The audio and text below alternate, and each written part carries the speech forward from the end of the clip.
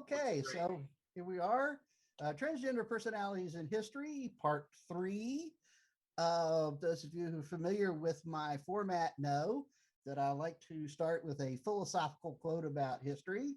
And here's one from the Library of Virginia. There is no easy path for engaging with difficult history, but easy history is not what we are here for.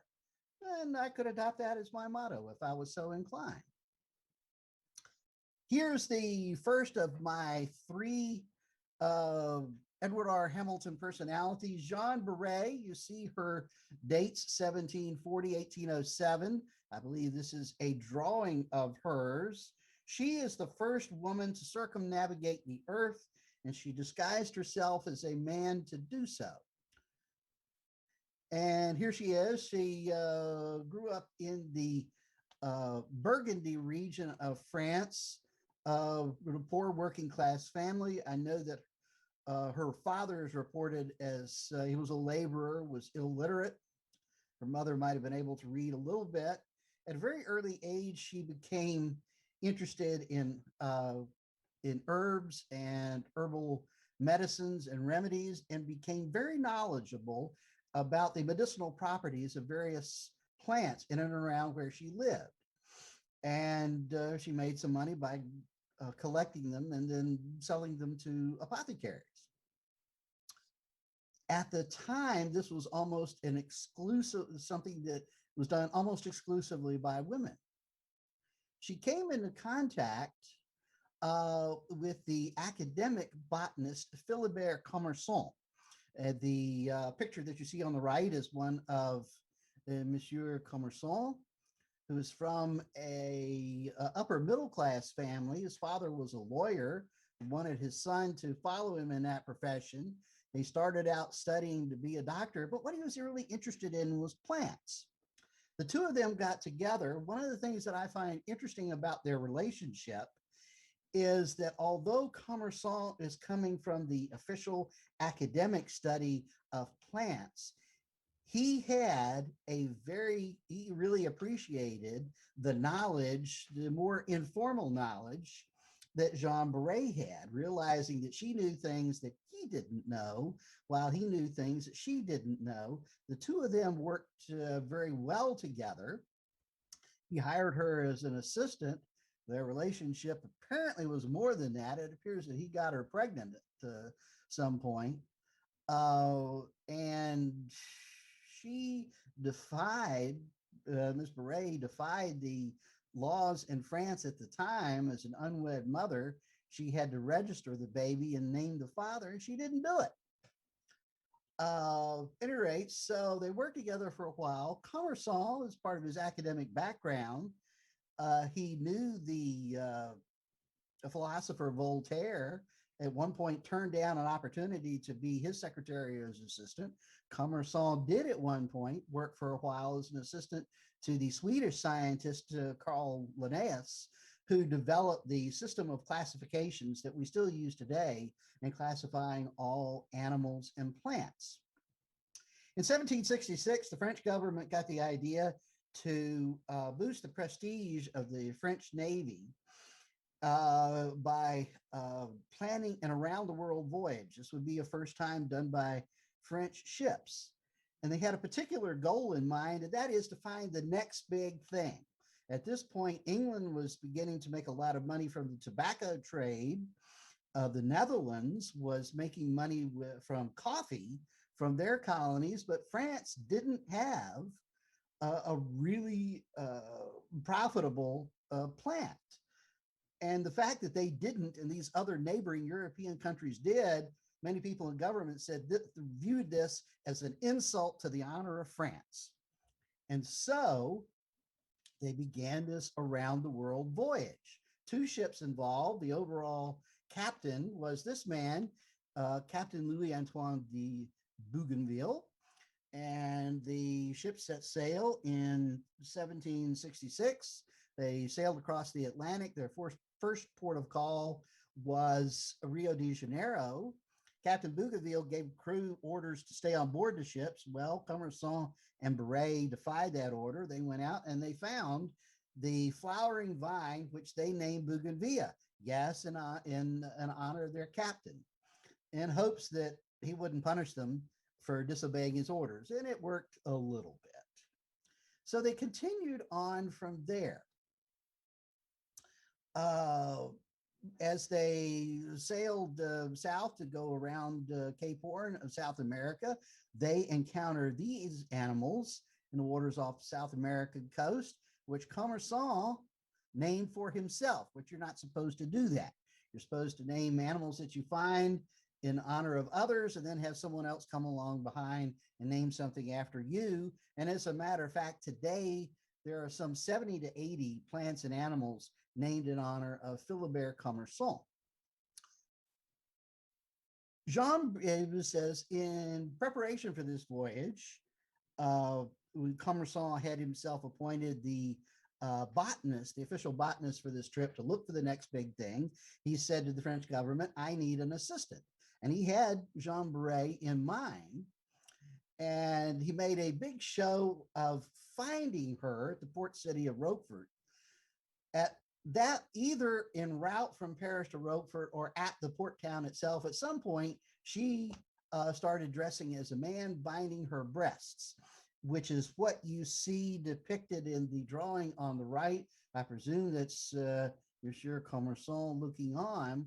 She had a terrible time when the voyage crossed over the equator. There was a tradition at the time of hazing people who were on board ships who crossed the line, that is, crossed the equator for the first time. Beret was soaked in salt water. It chafed her breast bindings. She was really in pain there for a while. By the time the ship had reached Rio de Janeiro, Captain Bougainville and most of the crew had seen through Beret's charade and realized she's not a man. At that time, the French Navy had ruled no women ships on board, so Bougainville was potentially in trouble. But by that point, Beret had already established her potential usefulness, so he kept her on board, and he was enough of a gentleman to realize it was not a good idea to just dump her and leave her on Portuguese territory, which is what Brazil was. That turned out to be a particularly good idea because Beret, as they traveled through the Straits of Magellan, then and now, difficult waters to pass through, she may very well save the lives of everyone on board by finding an edible fungus that grew on beech trees, which had vitamin C in it, so it helped stave off scurvy. Plus, she found a plant that she thought would relieve the symptoms of venereal disease, which many of the crewmen had, and in fact, it did. Beret used as her guide on all of this. She thought that plants that she encountered that had similar characteristics to plants that she knew, she thought with these new plants would have similar characteristics to the plants that she knew. More often than not, she was right about that. Unfortunately, later on, as they got to the island of New Ireland in East Indies near New Guinea, she wound up being gang raped by the crew. She was able to keep them at bay for a while by telling them she was a eunuch. And there were, in fact, tales of European men being captured, particularly by Arabian pirates, and castrated to serve in the harems of sheiks and so forth. So the crew thought, well, it might be possible. But in fact, most of the boys who were castrated up through the 18th century in Europe, most of that was done at the behest of the church. That is the Roman Catholic Church, because at the time, women were not allowed to sing in church services. And so there were certain boys who could, before their voices broke, who had a high singing voice. They were castrated to keep their high singing voice. And some of them had careers as adults as opera singers, singing women's parts. That previous slide was tough times on the voyage. There were some good ones, particularly as the ships got through the Straits of Magellan into the Pacific Ocean, and they landed in Tahiti. And this is what you see here, pictured here. And as I say here, uh, the copy portion of this, the native men in Tahiti encouraged their women to have sex with the European crewmen. Why would they do this? Well, in Polynesian thinking, their gods are not coming from the heavens, they're coming from across the waters, which is what they knew. And so here were these people who had characteristics they'd never seen before. They might be emissaries from the gods, and whatever divine qualities could be transmitted to their population um, by having these men have sex with Polynesian women, which of course the French crewmen were only too happy to do. The Tahitians saw Jean Beret and they took her to be a European form of a mahu. That's a two-spirited person in Polynesian cultures. These boys, and often they're the firstborn, which incidentally I am in my family, as adults lived and dressed as women, but were not understood to be women. They had an in-between status. And oftentimes they would be a part of a household, and there was a particular place in Polynesian society for mahus, something that European and American missionaries over time tried to eliminate, and they succeeded to some extent. One of the Tahitians went on board with the French for the rest of the way. His name was Arturo. He might very well have been Mahu.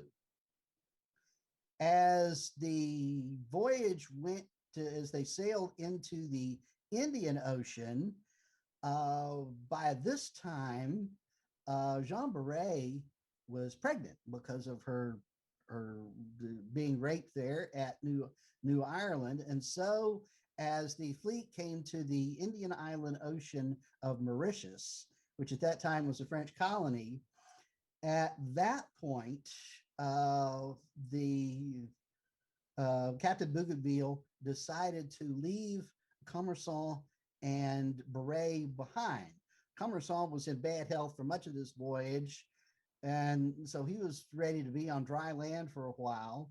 Getting rid of Beret and Captain Bougainville not having to explain why there was a pregnant woman on board, when he wasn't supposed to have women at all, and if the baby was born on a ship, why that was there. It was just all too inconvenient for him. It was much more convenient for them to be left behind on Mauritius, and so that's what happened. As it turned out, the chief administrator there was a friend of Commerson's. His name was Pierre Poivet. Pierre is the French version of Peter, and yes, he is the one who has inspired Peter Piper, who picked a peck of pickled peppers. And if Peter Piper picked a peck of pickled peppers, how many pickled peppers did Peter Piper pick? Pickled peppers were a source of wealth in those days. Europe was just discovering tropical spices, and pickled peppers, they're peppercorns that are pickled, they're soaked in brine to preserve them. If you had a small jar of them, and if you could get them from a tropical place such as Mauritius, which is a tropical island, back to Europe, you would be a very rich person. Commerson died there in Mauritius, leaving Jean Beret kind of stranded. Fortunately, she had the good fortune of meeting a French soldier who was willing to marry her, which he did, and she was able to get passage back to France. This was roughly 6 years after Captain Bougainville and his crew had returned to France. They were hailed as heroes. His log was published as a book. It was a bestseller. In his book, he claimed that it was in Tahiti when he first noticed that Jean Beret really was not a man, that she was a woman. That's his story. It's not true, but that was what he published. And the public was not interested in an alternate version of Jean Beret's story when she finally got back there. Two interesting things about that. One is that before Commerson left, he wrote a will that in the event of his death left most of his estate to Jean Beret. And it was kept open for her for 7 years for her to get back to France, to Paris, in order to claim it, which she did. Not only that, she was able to get a sailor's pension from the French government for being on this voyage, which she wasn't supposed to be on anyway. And so was and so far as I know, was the first woman to receive any kind of military pension from the French government. I mentioned a few moments ago, there's some 70 to 80 plants and animals named in honor of Philibert Commerson, but not until 2012 was there anything named in honor of Jean Beret. There are very few plants and animals in this world named after women. And you see pictured on the right one that is. This plant was not discovered in the wild. That is, it was not realized to be a separate and unclassified plant until that happened, until that was done by Eric Tepe, who is a professor at the University of Cincinnati.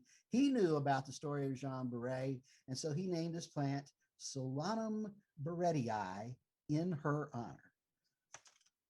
And the fact of a new plant being discovered in a collection of dried specimens is something that I find very interesting. My next person here is Kathy Williams. Here you see a drawing of her, born in 1844, and as I'll explain, the year and time of her death is not known. She was born into slavery in Missouri near Independence. Her masters, the Johnsons, moved from the Independence area to Jefferson City, capital of Missouri, about the time she was 6 or 7. And so from that point on, we know she didn't ever see her father again. She probably didn't ever see her mother again. As she was 16 years old when the Civil War had broken out, and there were the first battles in the state of Missouri. St. Louis fell very quickly to the Union forces. They went up the river to Jefferson City, where many Confederate sympathizers had gathered, and they were talking big about how they were going to fight. But once an opposing army came into the area, they all melted away, and the Jefferson City area was taken with virtually no opposition. So this meant that age 16, Kathy Williams was no longer regarded as a slave. This was a policy that was initiated by Benjamin Butler, General Benjamin Butler, Commandant of Fortress Monroe in Hampton, Virginia. When 3 enslaved men came to his fort seeking asylum, their owners came shortly afterwards demanding their return under the Fugitive Slave Act. And General Butler said, now, wait a minute, hold on. By this point, Virginia had seceded from the Union. They had not joined the Confederacy. He says, you declared yourself a separate country and you're at war with my country. Under the law of war, I get to seize your property as a part of an act of war. So I'm doing that. Good day, gentlemen. And so that's what happened. He declared this former enslaved persons as contraband, as captured property. And so these people were put to work for the Union Army. And this policy caught on very quickly. It was applied to Kathy Williams. She was made a cook and laundress specifically for the 8th Indiana Infantry. She had to learn to cook. She didn't know it originally. She had worked, she was just a worker in the big house before all of this, but the Army actually sent her to cooking school so she could learn how to do it. The Union Army, of which the 8th Indiana Infantry was a part, fought, their first big battle was the Battle of Pea Ridge in northwest Arkansas, which was a decisive Union victory. The commanding general of that army, incidentally, was named Jefferson Davis. He was Jefferson Columbus Davis, not the same Jefferson Davis who was the president of the Confederacy. The problem, though, that the Union Army faced after this victory is that they were miles and miles away from their supply lines along the Mississippi River. And so they had to march across the northern portion of Arkansas in order to get back to the Mississippi to be resupplied. Kathy Williams did this. She tagged along. And as they did so, word of this got out to the enslaved persons in the area. And by the thousands, these enslaved persons in the farms and plantations along there left their homes and joined the Union Army marching across northern Arkansas toward the Mississippi River. The 8th Indiana saw action in other places up and down the Mississippi River until in 1864, they were transported east and fought in the Battle of Cedar Creek in the Shenandoah Valley of Virginia, which secured the Shenandoah Valley for the Union. Kathy Williams stayed with the 8th Indiana until she was mustered out at the end of the war in Savannah, Georgia. She made her way back to Missouri. And at this time of her life, really Army was really what she knew. And so when Congress authorized Black soldiers in 1866, she decided to enlist. And she did, turning her name around from Kathy Williams to William Cathay. A cousin of hers enlisted at the same time. They did this at the Jefferson Barracks near St. Louis. And the cousin never said a word, kept the secret of her disguise. They were transferred first to Kansas and then to this place, Fort Cummings, which is in the southwest corner of New Mexico. At the time, it was perhaps the most desolate outpost that the U.S. Army had anywhere in the West. And there's not much in the way of ruins or remains today. And I understand that you have to do some serious off-roading to get to this spot. Well, Kathy Williams was assigned to Fort Cummings, and she lived the life of a soldier there, even at one point going on a small detachment into the nearby mountains. No one knew her secret, her identity, except for the fact that Williams kept on. She had health problems. She got sick 2 or 3 times. And about 2 years into her enlistment in 1868, she allowed herself to be found out at sick call. And so they discovered that William Cathay was actually a woman, not a man. She was discharged from the Army. One of the interesting things about this is, and I've profiled a number of women who disguise themselves as men to be soldiers. And most of the time, when there's an unmasking, the reaction among the fellow soldiers is one of respect. Here's a woman who did a soldier's job, did his duty. And so really it was a very favorable, respectful reaction. There's an exception here. Kathy Williams got a very hostile reaction. Her fellow soldiers, the Buffalo soldiers, were very hostile to her. They felt she had deceived them. It was a surprise to almost all of the white men involved with the Buffalo soldiers, the fact that they were very good soldiers, much better than most of the white men who were in the U.S. Army in the West. A New York journalist who at the time wrote, "The regular army is composed of bummers, loafers, and foreign paupers." And it was even the case that the racism of the day was so strong that there were white officers who refused promotions if the promotion meant that they would be placed in command of Black soldiers. They just didn't want to have any part of them. After her discharge, Kathy Williams stayed in the West, living in various places in northern New Mexico, southern Colorado. She did a variety of jobs. One of the interesting things about that area at that time was this was an area of the country that wasn't quite settled. It wasn't civilization yet, but it wasn't frontier, and there was no dominant ethnic group. There were whites, blacks, Indians, Hispanics, and for a time, they all got along. Unfortunately, it didn't last. In 1876, there was a newspaper reporter from St. Louis who was in the area looking for good stories, and someone told him, "You should go talk to Kate Williams." And so he did. And he, and the man's name I do not know, is the one who is responsible more than anyone else for bringing the story of Kathy Williams to us. And this is how he described her, again, referring to her as Kate.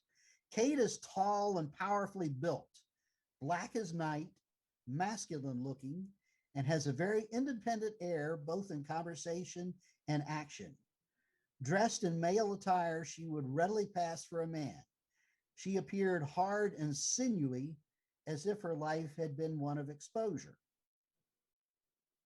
By 1891, Williams' health had declined. She had diabetes. As a result of that, she had to have all 10 of her toes amputated.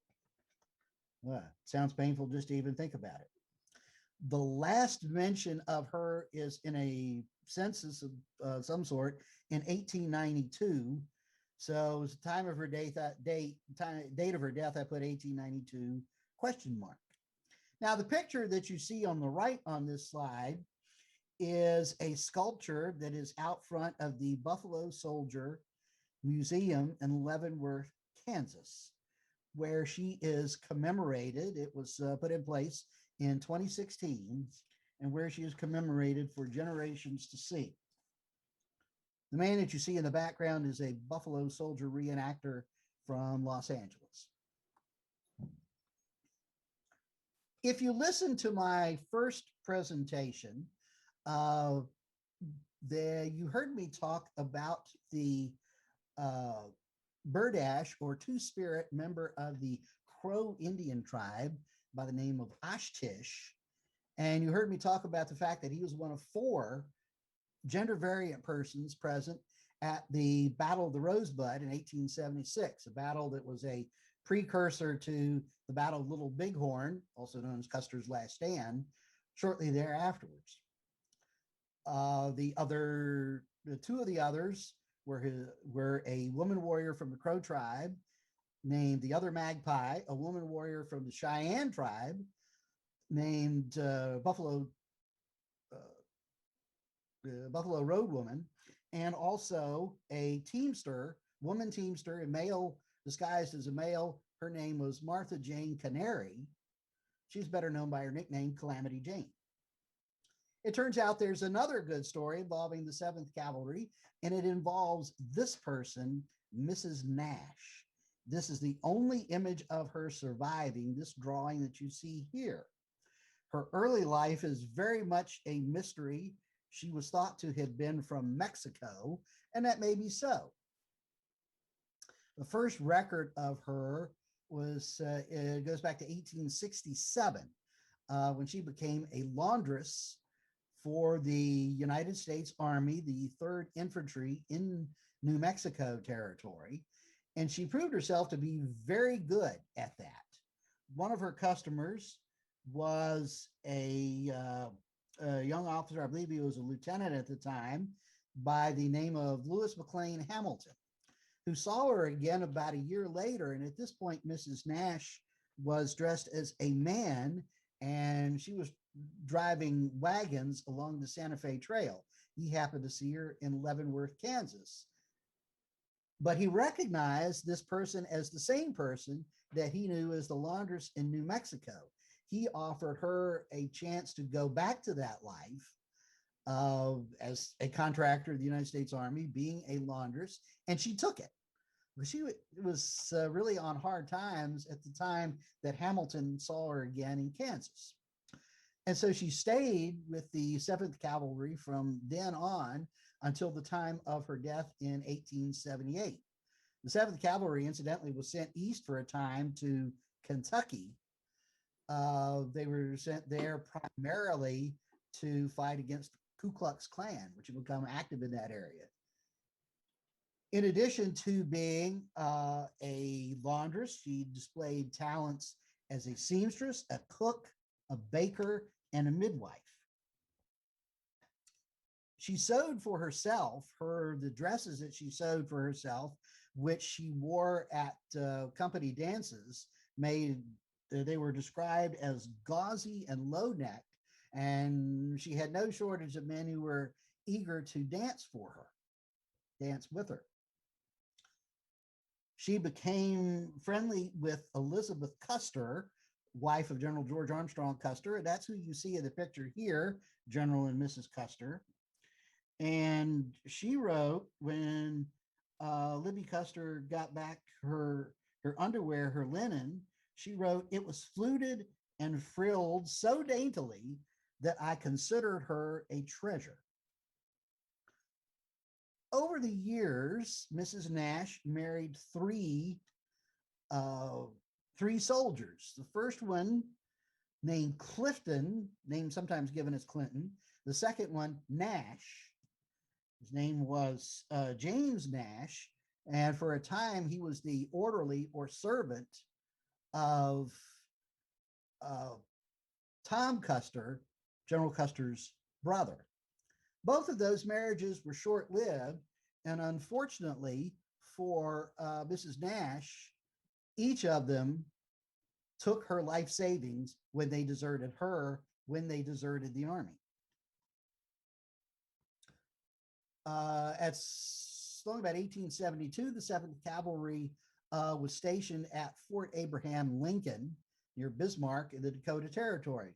The picture that you see here is a woman, and that depicts probably how Mrs. Nash was dressed most of the time.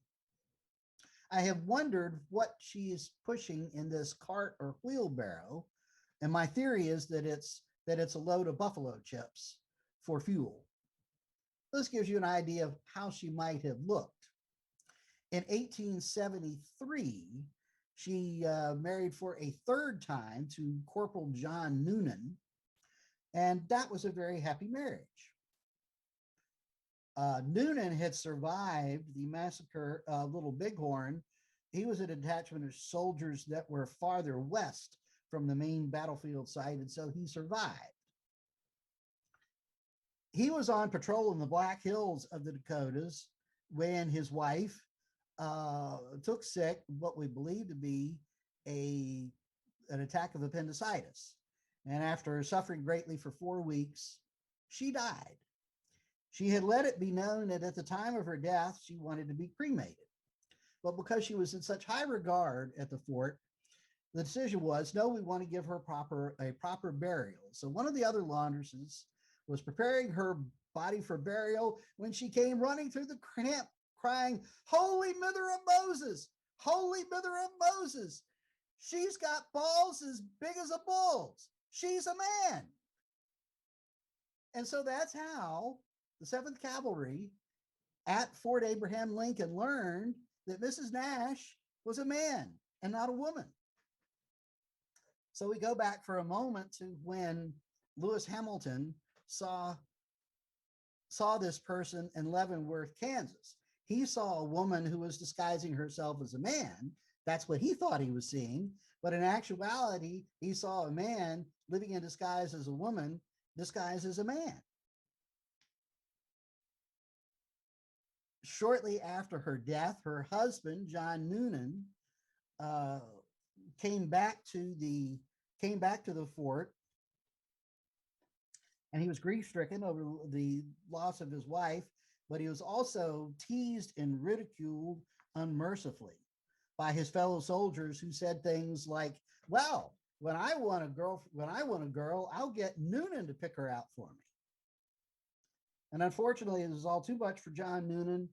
He left camp again and went off and committed suicide, shooting himself in the heart. Which leaves a number of questions. Why did she do it? And what sort of intimate relations did John Noonan and the person we know as Mrs. Nash have. They've been married for 5 years. They've been sharing small quarters through 5 Dakota winters, which are long and cold. Huh. We don't know. We're just left to imagine. As you might imagine, a story like this gets out, and it got newspaper play across the country. There was a newspaper in Davenport, Iowa, that did something of an investigation and determined that Mrs. Nash was actually a man by the name of Carlos Murillo. Maybe that's true, maybe it isn't. Um, there's a Bismarck, a spirit medium came in and did a series of seances purporting to communicate with the spirit of the late Mrs. Nash. And from that, according to the spirit medium, this person's real name was Joseph Drummond. And the spirit medium's revelations from her seances were published on the front page of the Bismarck Gazette. But I think the most interesting reaction comes from the Inter-Ocean, a Chicago newspaper, which you see here. Why did this man leave the wider field of action, vouchsafed to man, and take upon himself the drudgery incident to a poor woman's life on the frontier?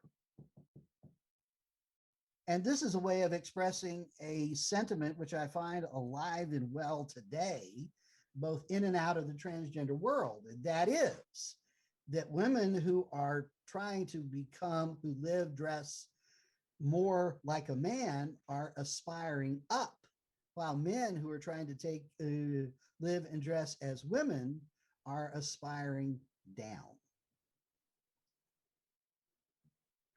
The picture, it was just what you see in the picture here, incidentally, is a reproduction of the blockhouse at Fort Lincoln, which is now a North Dakota state park. So who gets to be remembered? This is an issue which we're facing today when we're tearing down monuments and memorials and statues. And this is from a colleague of John Noonan's. Noonan's troubles meant just as much to him as though he were a major. Hundreds of graves scattered over Dakota and Montana of men that's never been missed, never been rid up.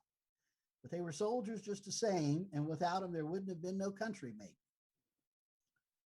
I think we would be wise to heed the words of John Berkman. And I'll make a further comment here. John Berkman is sort of a shadowy presence who pops up from time to time in the story of Mrs. Nash.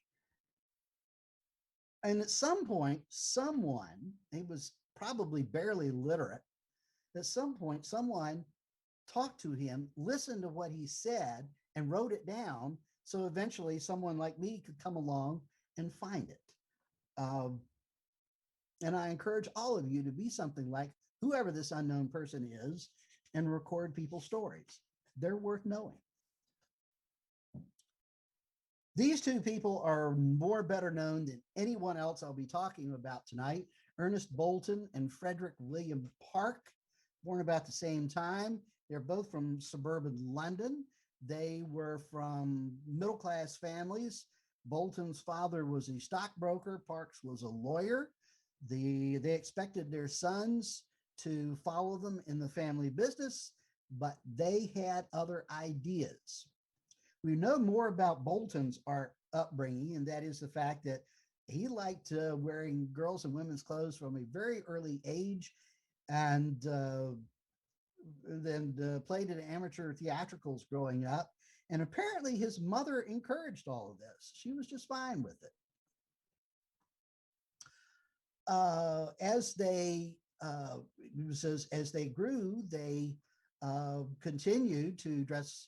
As I said, they became theater performers, and they went to other theater performances and places, and they became men and women about town. They adopted the names Stella and Fanny. At one point, they rented a room in a boarding house that was where they kept their stash of dresses, and they will go in there dressed one way and come out dressing another. And I like to imagine that the landlady and the other residents of this boarding house may have had a front row seat to what was the best show in London at the time. There's a story of one time when they were at one theater, and there was a man who saw them there, saw these two men. They were dressed as men at the time, but they had been in public as women enough so that this man who was with them thought that these were actually women dressed as men. And so he talked to these two men, Bolton and Park, and gave them coaching and pointers on how to be more masculine. They saw this man again. His name was Hugh Mundell. And when they saw them this time, they were dressed as women, and they passed him a note that says, "We're the same two people that you saw earlier, who says, who you thought to be women dressed as men." They became friends. Hugh Mundell, incidentally, was gay. While Bolton and Park were having all of this fun, though, they were being followed by the police, by Scotland Yard, who knew they were up to something no good and probably criminal, but they couldn't figure out what it was. Eventually, they were arrested. They were brought to court for arraignment 15 times before the Crown could finally figure out something to charge them with. Arraignment is the process in a criminal prosecution where the defendant is informed what the charges against him are and the fact that they may get jail time or potentially could be executed for them. And they came upon this idea that they were conspiring and inciting persons to commit an unnatural offense, that unnatural offense being sodomy. They were, in fact, examined by a police surgeon who was looking for evidence of homosexual activity, found none. But as this case came to trial, you might imagine that the tabloid press in London had a field day with it. And so they printed all sorts of fun things, including what you see here on the right, with the two of them, Bolton and Park, dressed as women. I point out here that they made many of their court appearances in their dresses. Here is a drawing of them being hauled off to jail in the paddy wagon. There was one newspaper account, though, which took a more sympathetic view. And writing here, these young men appear to be very unfortunate, for whenever they dressed as men's clothes, they were taken for women, and when they wore women's clothes, they were taken for men. Under such peculiar circumstances, what were they to do?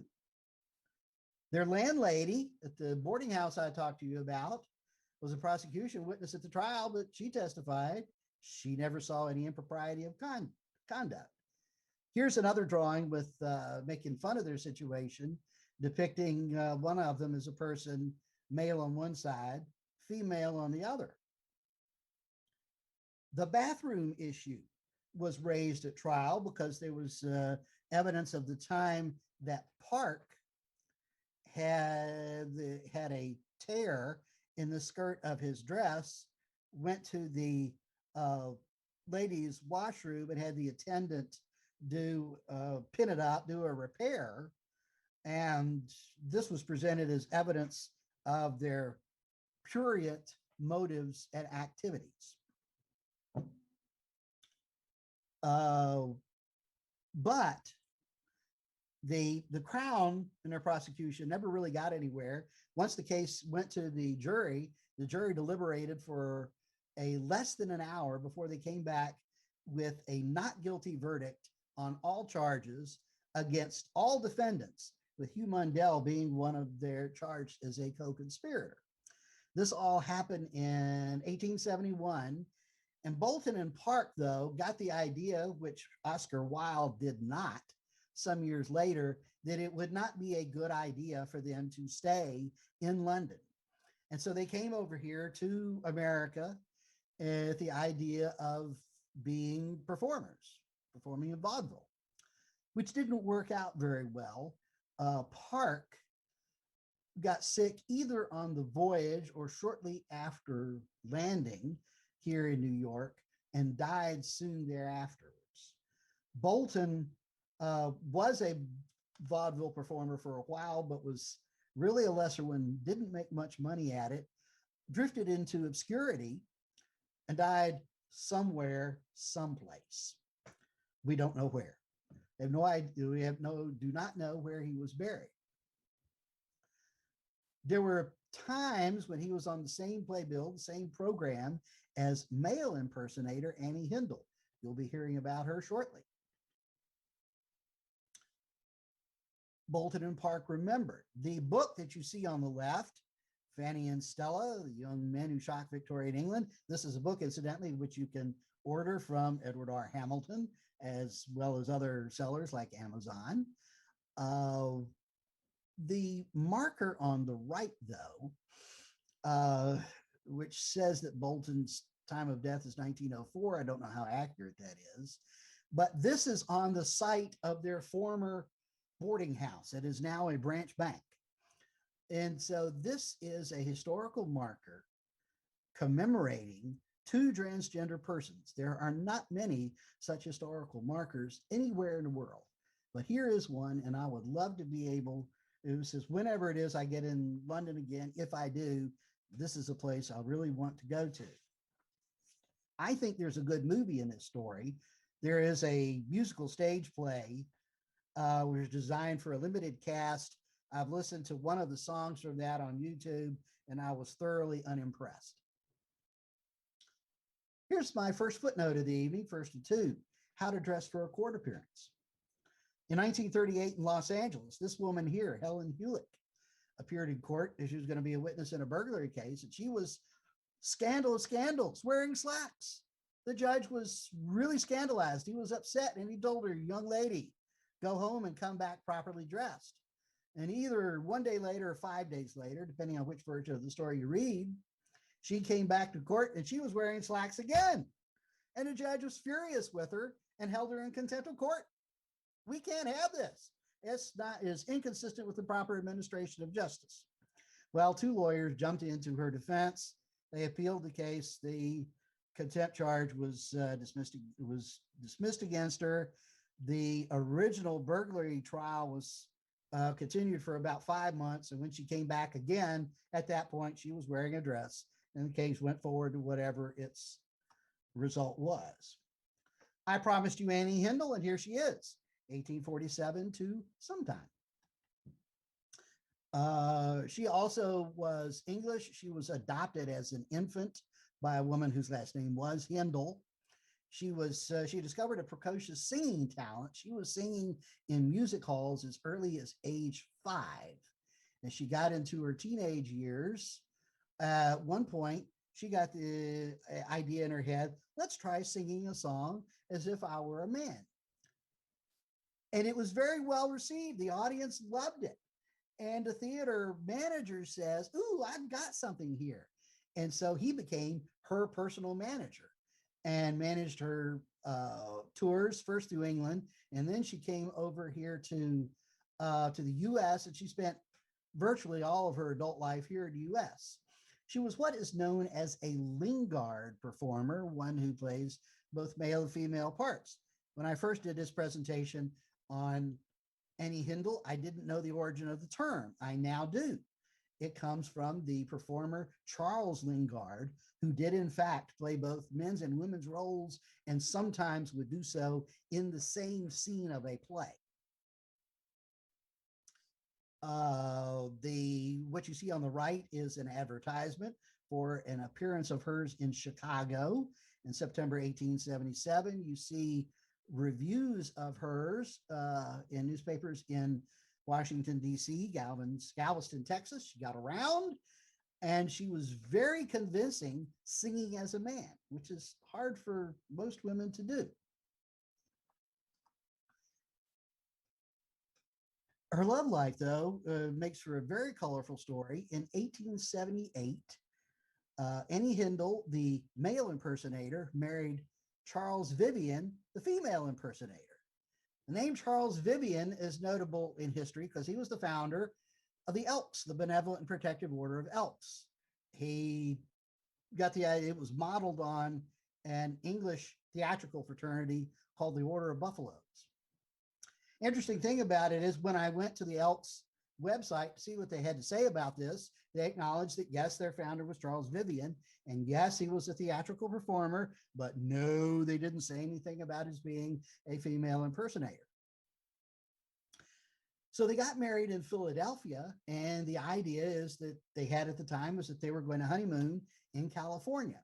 So they boarded a train to go across the country from Philadelphia to San Francisco.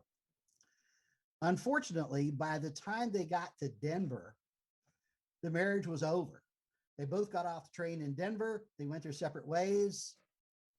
They never saw each other again. And Vivian died not too long afterwards. The story gets more interesting then. In 1886, Annie Hindle married Annie Ryan, who was her dresser or backstage assistant. This wedding took place in Grand Rapids, Michigan. The officiating clergyman was a Baptist minister by the name of E.H. Brooks, and this is what he said about it. I know all the circumstances. The groom gave me his name as Charles Hindle, and he assured me that he was a man. The bride is a sensible girl, and she was of age. I had no other course to pursue. I believe they love each other and that they will be happy. Now, I wonder how much the Reverend Brooks really knew about what was going on. It is suggested that he received a very generous fee for his services, so he may have been busy looking the other way. Nevertheless, his heart was in the right place.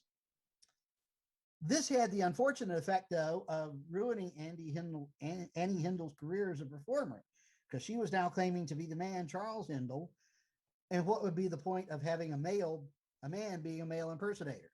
No point at all. So she retired performing. These two women lived together quietly and happily in Jersey City.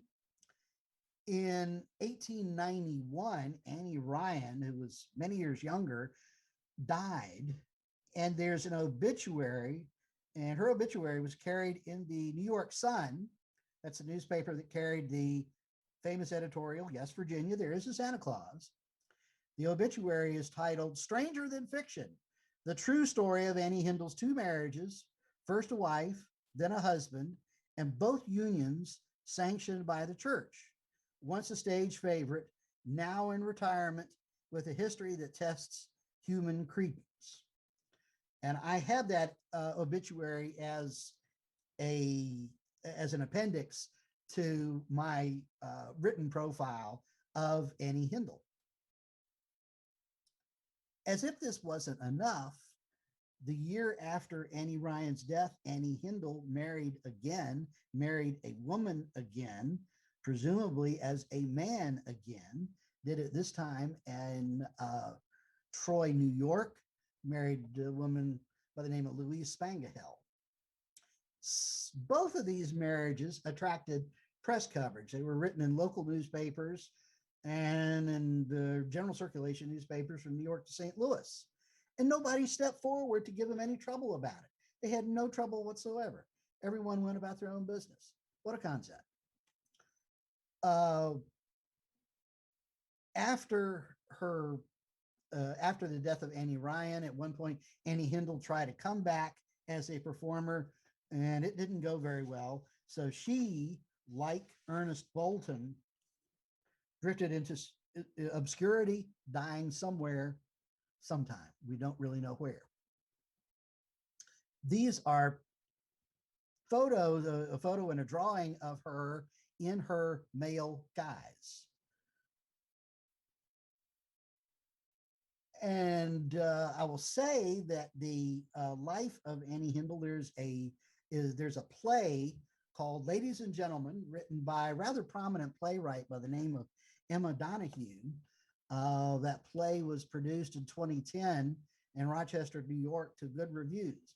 And as we're opening up now and theaters are opening up, I hope some of these plays that commemorate transgender persons will be produced. Here's my footnote number 2 regarding Vesta Tilley. is a stage name for Matilda Alice Poles. And you see her pictured on the right. She also was a male impersonator, and you wouldn't know it to look at this photograph on the right. I would love to be able to achieve this look. She appears here as an elegantly dressed Edwardian lady. But she was, for many years, a successful male impersonator in England. She was regarded as the highest earning woman in England in any profession in the 1890s. She married theater impresario Walter de Vries, who became her manager. In 1919, de Vries was knighted for his contributions to the war effort of the Great War, what we now call World War I, of course, particularly in boosting morale. So Matilda Alice Poles went from being a male impersonator to being a titled lady. Quite a story.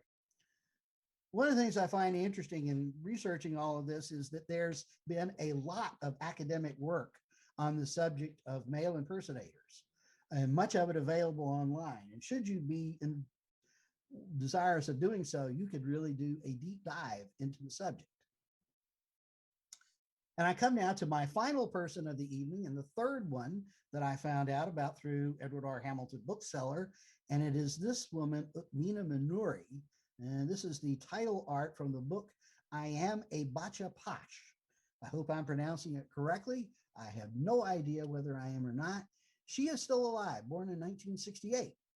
Now, what is a Bacha Posh? Is a girl who at a young age is chosen by her family to live as a boy.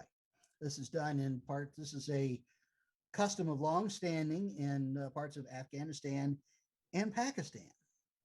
Now, in many places in the world, there's a tradition allowing what might be called a third gender. I've touched on that with the Mahu of Polynesia and the Berdache of Native North Americans. In those instances, as well as those of you who may be listening on, it's something that the person has chosen for him or herself. In this culture, though, it's chosen for them. The family, that is the father, says to his girl, you're going to be a Bacha Posh, you're going to be a boy, go out and earn some money to help us. And that is what happened with Mina Minori. Usually this happens as it can happen as early as age 5. Well, somewhere along about 10 or 12, the girl hits puberty and is starting to show womanly characteristics. They put a stop to it and make her go back to the more limited and cloistered role that women have in that society. One other thing I find interesting about this is that the term Bacha Posh, it comes from the Dari language, which is the language spoken in and around Kabul, the capital of Afghanistan. In Pashto, the language spoken by Pashtuns, which is what Mina Minori is, there's no word or term for this. There's just the tradition of doing it, but no way of saying what they're doing. In Mina's case, though, when she along about age 11 or 12, her father wanted her to go back to being a girl, and she said no. And they had arguments and fights about it, but eventually she prevailed. She wanted to continue to live as a boy and then as an adult live as a man. And in fact, that is what she has done. This is a photo of her in her later years. She has taken the name Hukam Khan, which in Pashto means the man that gives orders. As a young man, she wanted to join with the Mujahideen, the Afghan resistance to the Soviet invaders. She was not allowed to do so. And she was told why. You are without doubt very brave, but if we are taken down by the government troops, we will be filled with shame because we had enlisted a woman. So Minori did the best thing. Well, to her was the next best thing. She assisted as a spy, a lookout, and a courier. Many of the messages that she carried were on cassette tapes, which I find interesting. She has traveled abroad at least twice. One was to Mecca in Saudi Arabia to do the Hajj, the pilgrimage, which Muslims are encouraged to do. The other one was to the United States, to New York, during the time that Hillary Clinton was Secretary of State, and he met Hillary Clinton. And this was at a ceremony to honor people in Afghanistan and I think other countries too, who were advancing the roles and lives of women. This is how the book I Am a Bacha Posh starts. And Hukam Khan was had a very negative view of the Western women who were dressed for this festive occasion in Western evening or cocktail wear because it showed so much skin. This is not the thing to do, and it's not consistent with what her idea of freedom is. And reading all of this, you could practically feel the contempt oozing from the pages. Manuri, I think is Hukam Khan, has been elected to regional councils known as shuras. And in 2009, she and other shura members met with then Afghan President Hamid Karzai. When she had an interesting encounter with him, Karzai was shaking various people's hands, and he came to Hukam Khan and he said, "Well, then, shall I address you as my brother or as my sister?" To which Hukam Khan replied, "Well, you are the president. Whatever you say is right." And so he said, "Welcome, my brother," shaking hands with him as a man, which was a sign of great respect. The United States has spent many lives and much money in an attempt to establish democracy in Afghanistan. But in none of the languages spoken in Afghanistan, Dari, Pashto, or any others, do they have a word for it. They really have a hard time matching what it is that we Americans are trying to do for them. Well, they have come up with the word amokrazi, which roughly translates to anyone can do anything. Manuri has worked to advance the lives of women in Afghanistan, encouraging many of them to run for these regional councils. Some of them have been successful in doing so. And it was a very poignant moment when she met the first woman Afghan general. Hukam Khan, Mina Manuri, has spoken on the subject of being transgender or gender nonconformist and how it can be a lonely existence. And the words resonate with me completely. Today, my mother is dead, and I do not regret the sacrifice I made. I was born to live this life without love or desire, and I am happy with that. No one has ever said to me, "I love you," and I've never said it to anyone. I do not even know what word I would use in Pashto to say this. But in the next world, you see, I am going to ask Allah to make me a real woman or a real man. It is no big deal, but not half and half. Why, you ask?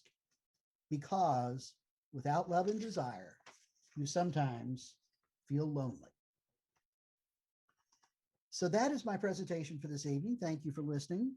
Here is my email address. If you want to contact me with a question or comment later on, if you forget it or didn't make a note of it, I can be contacted through Samantha or Anna or the other fine folks at TCNE. And so, Samantha, I'm going to kick this back to you. Okay, thank you very much. What a fantastic presentation, as always, Melissa.